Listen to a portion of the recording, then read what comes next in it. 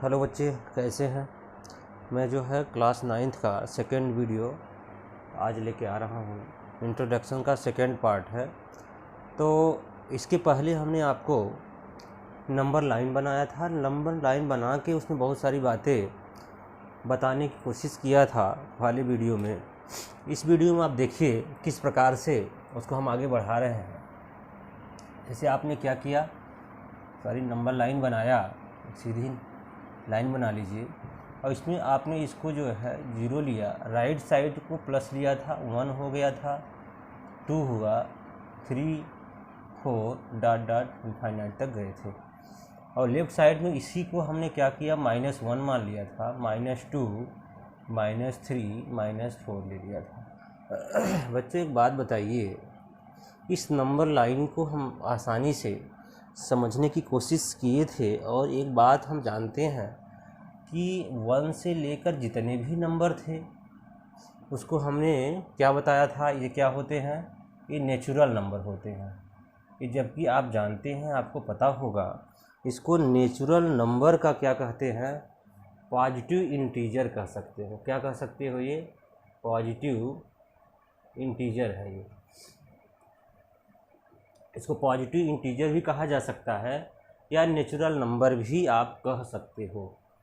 और प्यारे बच्चे, ये क्या था, इसको हम क्या कह सकते हैं, ये निगेटिव इंटीजर है। क्या है ये, निगेटिव इंटीजर।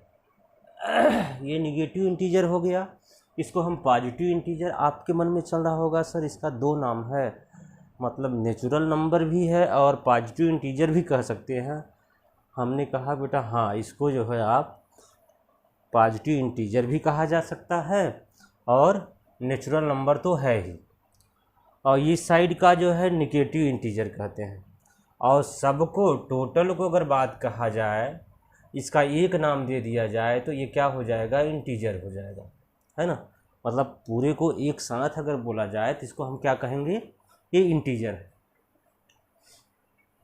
तो बच्चों के मन में चल रहा होगा, सर अगर ये निगेटिव या पॉजिटिव इंटीजर है, ये निगेटिव इंटीजर है, तो ये क्या है ना। समझ पा रहे हो ना, इसको क्या बोलेंगे। तो मेरे प्यारे बच्चे, ये तो 0 है। 0 पॉजिटिव के लिए भी होगा और निगेटिव के लिए भी होगा। समझ रहे हैं ना मेरी बात। तो इसको हम क्या बोलेंगे, तो इसका एक कंप्लीट नाम दिया जा सकता है जिसको हम कहेंगे 0 इंटीजर। इसको क्या बोलेंगे, 0 इंटीजर बोलेंगे, है ना।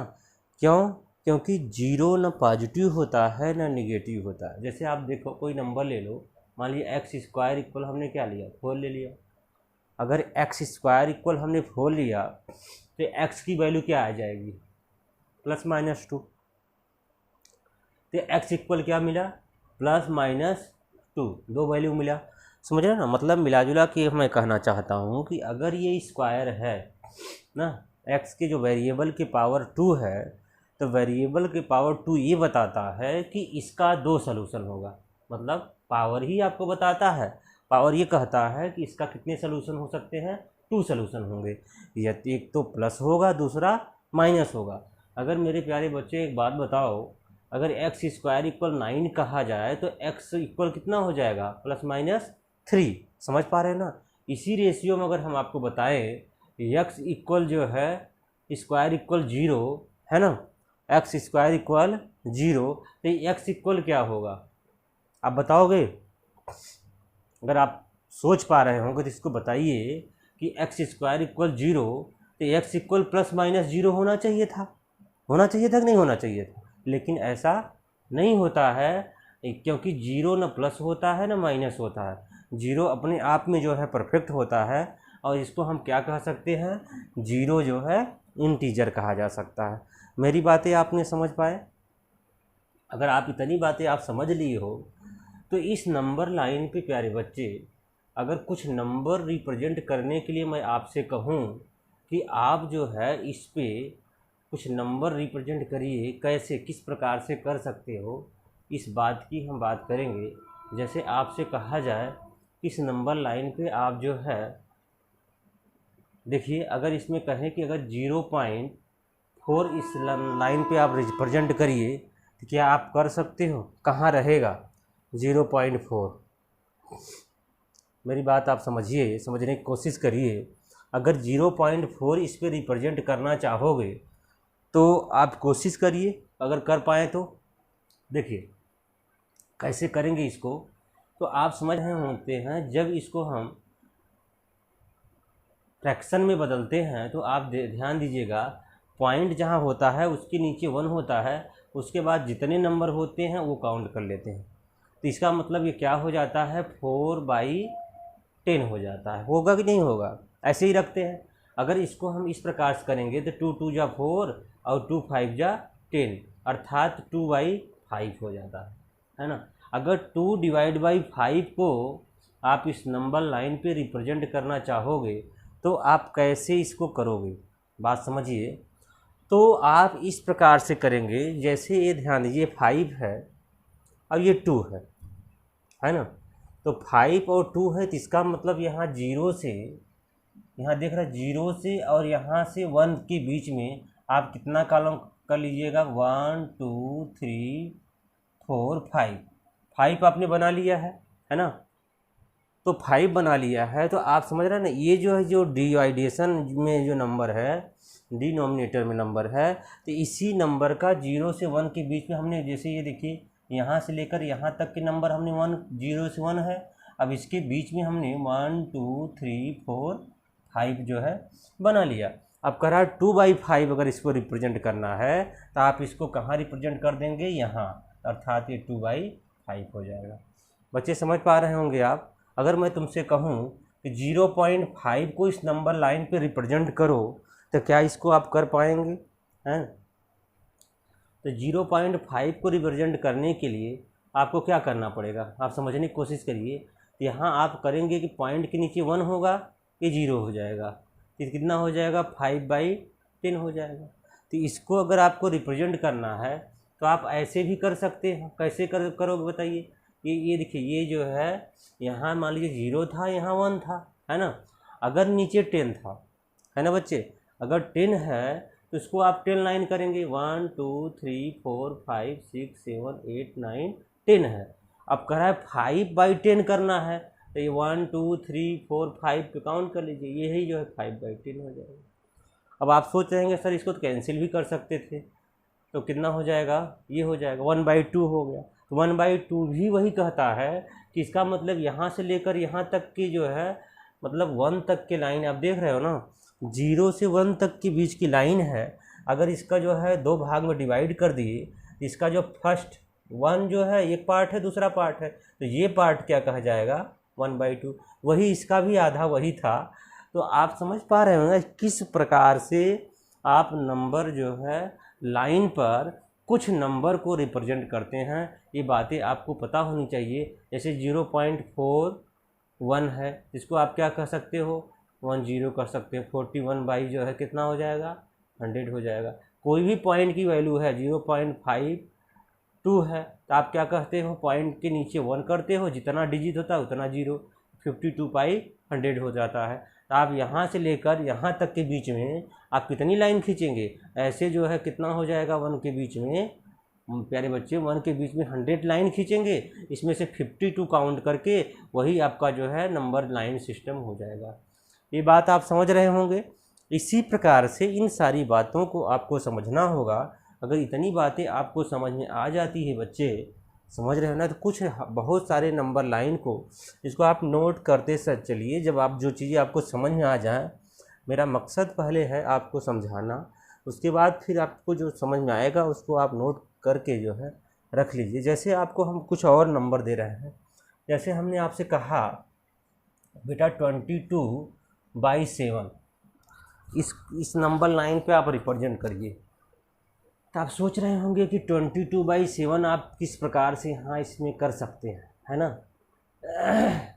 तो आप देख रहे हैं ये 22/7 है। आप सोच रहे होंगे कैसे होगा, तो मैं आपको बताने की कोशिश करूँगा कि आप इसको जो है इसको ये मिक्स फ्रैक्शन में बना लीजिए, समझ रहे हैं ना। अगर इसको हम मिक्स फ्रैक्शन में बनाएंगे तो हम देखो नॉर्मल जो है डिवाइड करके आपको बता रहा है, 22 में अगर 7 का डिवाइड करेंगे कितना हो जाएगा बताइए, 1 हो जाएगा, है ना। तो ये बताइए इसको अगर मिक्स फ्रैक्शन में बनाएंगे तो कितना हो जाएगा, 1/7 हो जाएगा। हो जाएगा कि नहीं होगा बच्चे, ये बताओ। 3 + 1/7 होगा कि नहीं होगा? इसको करते हो सॉल्व, 3 7 3 जा 21, 22/7। जब 3 + 1/7 इसको मिक्स फ्रैक्शन में लिख सकते हो, किसको? 22/7 को। तो इसको नंबर लाइन में किस प्रकार से रिप्रेजेंट करेंगे, यही बात मैं आपसे कह रहा था, है ना। तो चलिए मैं इसको कोशिश करता हूँ, इसको आपको समझाने की कोशिश करूँगा कि नंबर लाइन में इसको किस प्रकार से रिप्रेजेंट करेंगे। प्यारे बच्चे एक बात बताता हूँ, अगर इसको जो तुम 3 + 1/7 करना है तो 3 देख रहे हो ना, 3 तो एक कंप्लीट नंबर हो जाएगा। तो 3 कंप्लीट नंबर का मतलब 1 2 3 यहाँ पहुँच गए, यहाँ हो गए आप। उसके बाद कह रहा है 3 के बाद 1/7, तो इन दोनों के बीच में कितने फैक्टर बनाना है? 7। 1 2 3 4 5 6 7। आपने 7 बना लिया, 7 लाइन आपने खींच लिया। और जैसे ही 7 लाइन खींचा तो जो first line, first divide by 7, तो जो पहली लाइन यहाँ होगी ये रिप्रेजेंट करेगी किसको? 22/7। मतलब कहाँ से लेकर, यहाँ से लेकर इतना दूरी जो है 1 तक की दूरी, ये डिस्टेंस कितना हो जाएगा?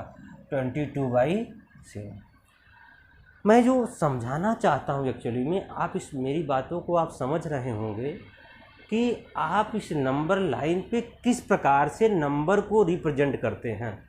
जैसे अगर हम आपसे कहें कि बच्चे एक बात बता, √16 को कैसे रिप्रेजेंट करोगे इस नंबर लाइन पे, तो √16 अगर इस पर दिखाना होगा, रखना होगा, तो क्या आप बता सकते हैं कि कहाँ रहेगा √16?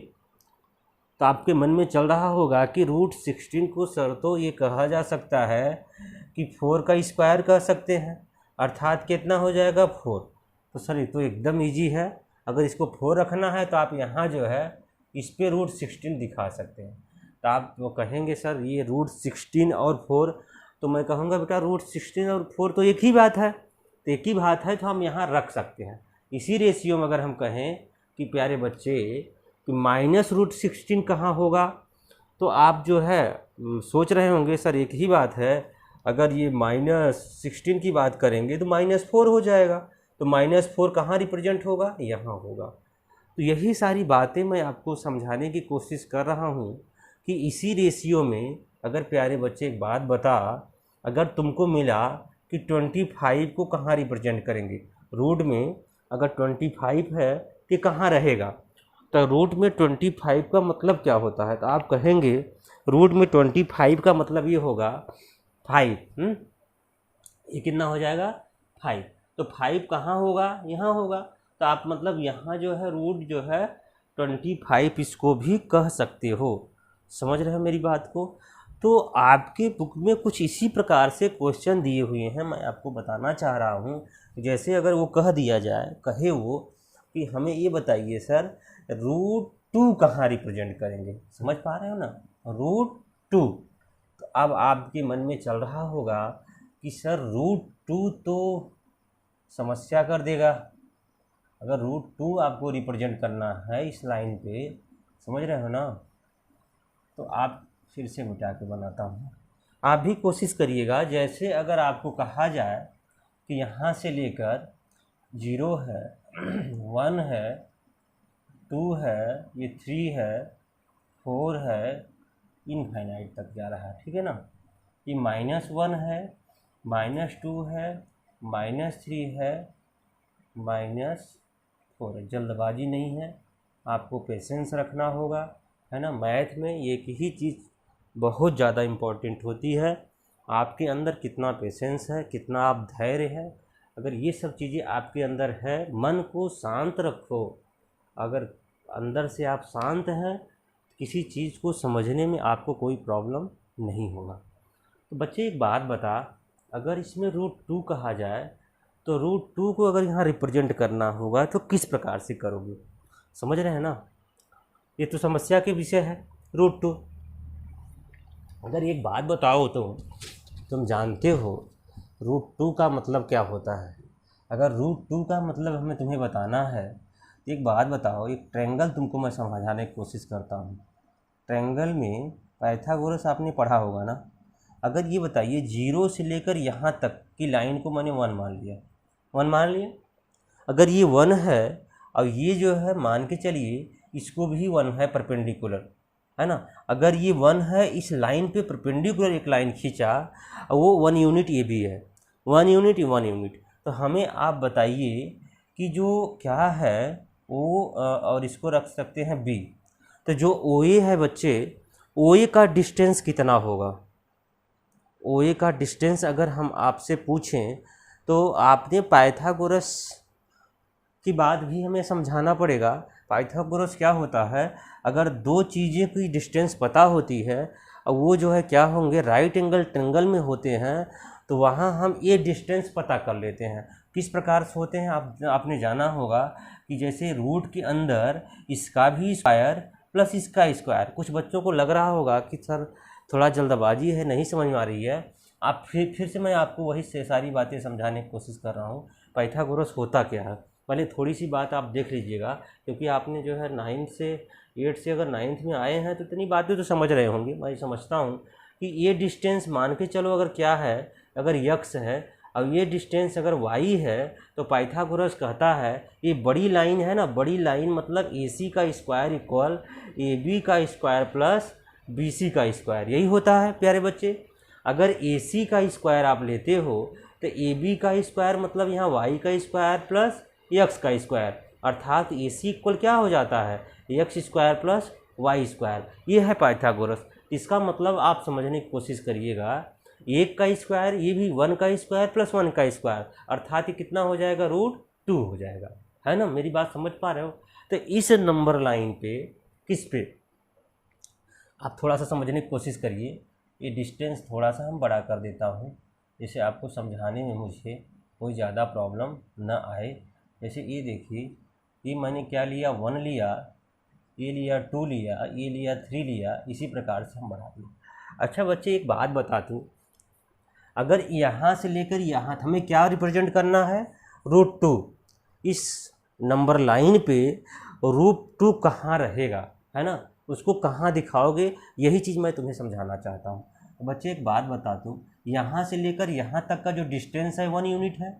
अगर ये 1 यूनिट है तो एक बात बता, इस पे 1 यूनिट परपेंडिकुलर लाइन खींच सकता है। परपेंडिकुलर लाइन का मतलब समझ रहे हो, इस पे परपेंडिकुलर खींचोगे तो आपको ये भी समझाना होगा कि परपेंडिकुलर लाइन किस प्रकार से खींची जाती है, समझ रहे हो ना। तो आप जो है परपेंडिकुलर लाइन खींचने के लिए आपने क्या सीखा है, इस प्रकार से हमने कोई जो है आर्क बना लेते हैं, अब इसको जो है उस आर्क से यहाँ एक कट लगा देते हैं, अब ये जो है यहाँ लगा देते हैं, ऐसे लगाते हैं और बीच में ऐसे लगा के यहाँ से जहाँ कट मिला के इसको मिलाते हैं बेटा, तो सीधे परपेंडिकुलर बनता है। आपने इसको सीखा होगा, और नहीं सीखते तो लाइन आप परपेंडिकुलर खींच सकते हो, स्केल लेकर सीधा खींच लेना, कोई परेशानी की बात यहाँ नहीं है ना। तो यहाँ से आपने क्या किया 1 यूनिट आपने खींच लिया, है ना मेरे प्यारे बच्चे। आपने क्या किया बताओ, किस पे 1 यूनिट खींचा है, इस पे। ये पूरा डिस्टेंस कितना है 1 यूनिट का है। अगर आपने यहाँ भी 1 यूनिट खींच लिया तो मतलब ये ही 1 यूनिट हो जाएगा, है ना। हमें क्या करना है, इस लाइन पे √2 रिप्रेजेंट करना है। तो √2 का क्या मतलब होता है, आप देखिए यहाँ इसको मिला दो। अगर इसको आप मिला देते हो, एक बात हमें बताओ कि ये जो है राइट एंगल ट्रायंगल होगा, तो जो ये डिस्टेंस आपको निकालना होगा, ये डिस्टेंस हम निकाल सकते हो। डिस्टेंस कितना होता है 1 का स्क्वायर प्लस 1 का स्क्वायर, अर्थात √2 हो जाता है ना बच्चे। अगर √2 हो जाता है ये डिस्टेंस, क्योंकि आप जानते हो अगर जो ये डिस्टेंस आप फाइंड करते हो, अगर यहाँ से लेकर इस यहाँ तक के आर्क को आपने क्या मेजर कर लिया, इतना डिस्टेंस आप दूरी जो है आप क्या करो, इतना जो है कंपास से माप कर अब इसको क्या करो ये मिला दो, कि जहाँ प्यारे बच्चे मिलता है अब ये डिस्टेंस आपका क्या हो जाएगा √2 हो जाएगा। क्या मैं जो समझाना चाहता हूँ आप समझ पाएँ।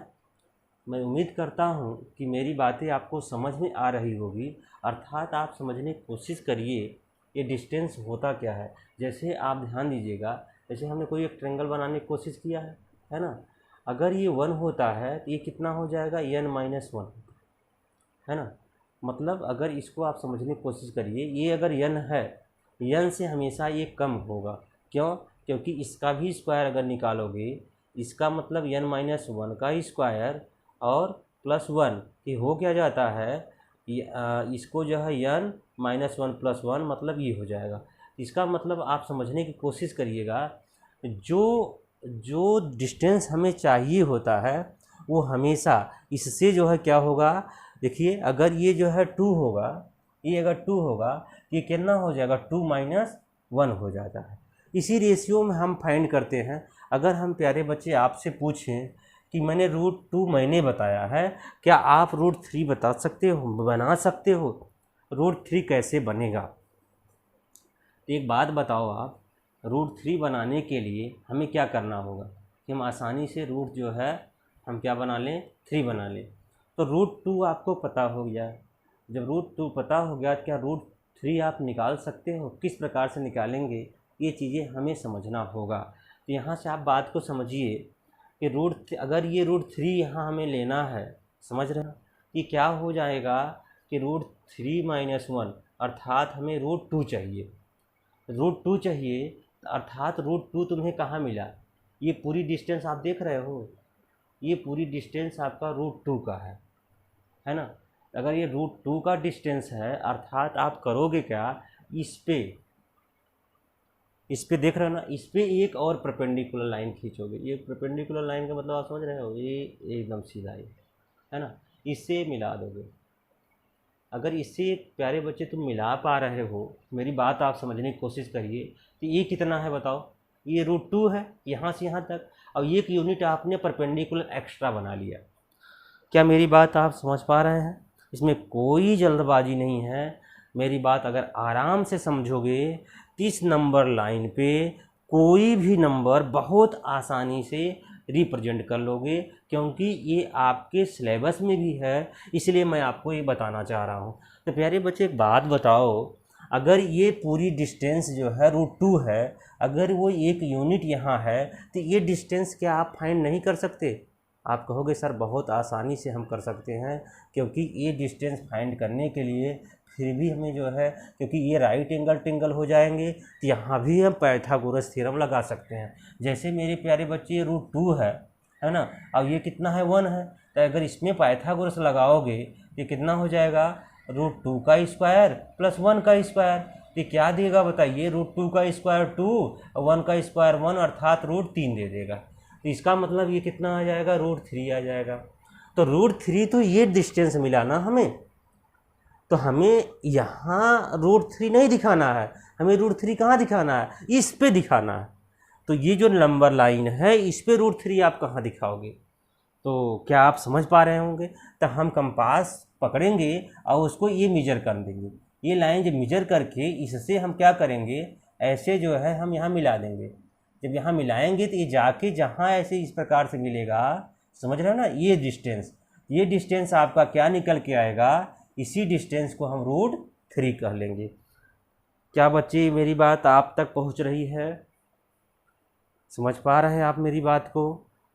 इसको आप बहुत आसानी से धीरे धीरे इस बातों को अगर आप समझने की कोशिश करोगे, तो मुझे लगता है कोई भी नंबर आपको देगा इस नंबर लाइन पे। देखो लिखना अभी क्या है, लिखना मैं आपको समझा दूंगा, इसमें लिखने में कुछ नहीं है, लेकिन मैं जो कहना चाहता हूँ, जो मैं आपको समझाना चाहता हूँ, ये सारी बातें अगर आप समझ पा रहे होंगे तो इस पर बहुत आसानी से, क्योंकि ये थोड़ा सा मैंने देखा है बच्चों को ये समझने में थोड़ा सा प्रॉब्लम होती है, तो मैं इन सारी प्रॉब्लम को आपको दूर करना चाहता हूँ कि आप धीरे धीरे इन सब के सलूशन आसानी से निकाल पाओ। जैसे बेटे एक बात बताता हूँ, इसी रेशियो में हम एक नंबर और लेते हैं। मान लीजिए हमने क्या लिया, √5। तो बता तू √5 इस नंबर लाइन पे क्या तू रिप्रेजेंट कर पाएगा?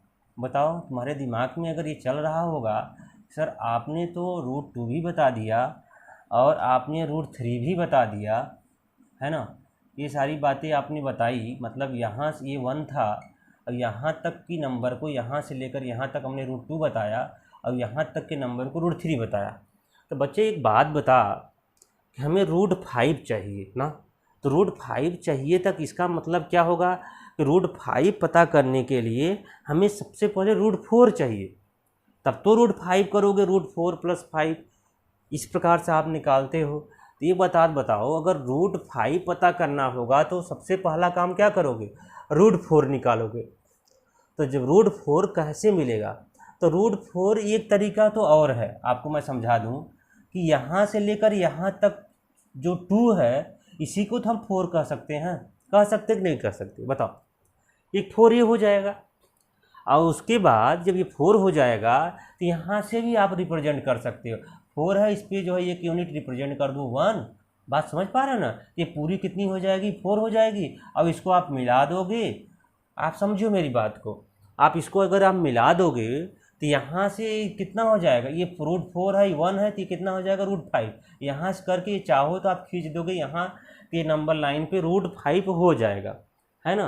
तो √5 दिखाना बहुत प्रॉब्लम आपका नहीं करेगा, लेकिन इसको जो है आपके एक बुक में ऐसे सवाल दिया है, मैं देख रहा था, इसको कह रहा है स्क्वायर रूट स्पेशल मेथड में रखना होगा। तो एक बात हमें तुम बता कि √3 तक तो तुमने बना ही लिया है, इसमें कोई डाउट नहीं है। तो इसमें एक लाइन और तुम यहाँ से परपेंडिकुलर खींच दो, कहाँ तक, 1 तक। तो यहाँ से करोगे तो मेरे प्यारे बच्चे अगर इसको मिलाओगे तो बताओ कितना आ जाएगा, ये कहोगे कि √4 आ जाएगा, यही कहोगे आप, है ना, क्योंकि 1 यूनिट आपने यहाँ लिया। इसी प्रकार से प्यारे बच्चे एक जो है और इस पर परपेंडिकुलर खींचोगे, तो यहाँ जब इस पर परपेंडिकुलर खींचोगे तो लगभग ऐसे ही आएगा। तो इस पर 1 यूनिट आपने यहाँ लिया, अब इसको अगर आप मिलाए तो ये √4 है, अब ये 1 है, अर्थात ये कितना हो जाएगा बताओ, ये हो जाएगा, आप ध्यान दीजिएगा, ये √4 का क्या हो जाएगा, स्क्वायर प्लस 1, अर्थात ये 5 हो जाएगा कि नहीं हो जाएगा।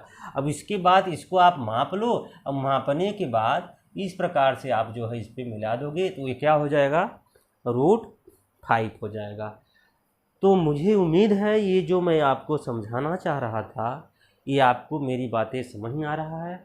कोई भी नंबर, किसी भी नंबर को अगर इस नंबर लाइन पे बच्चे रिप्रेजेंट करना है तो किस प्रकार से रिप्रेजेंट करेंगे, ये बातें मैं आपको समझाने की कोशिश कर रहा हूँ।